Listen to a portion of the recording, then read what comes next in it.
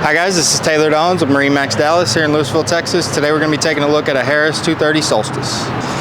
Alright, so coming up in the bow of the 230 Solstice, you'll see we have the pillow top gray interior in this boat, recessed cup holders on either side, your JL audio sound system, lights everywhere. You'll have your ski locker below me, and working our way to the dash, really big, nice helm, raised platform here.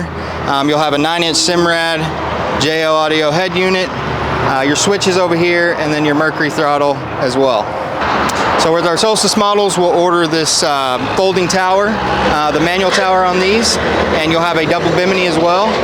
This boat was ordered with the SL layout, so this seat will lay down flat and can also flip-flop back and forth. You'll have storage under everything, insulated cooler over here. You'll have your 300 horsepower Mercury, as well as your fender storage, and then your ladder and drop-down swim seat. So again, guys, my name's Taylor Dawns with MarineMax Dallas here in Lewisville, Texas. Thank you for watching. This was a Harris 230 Solstice.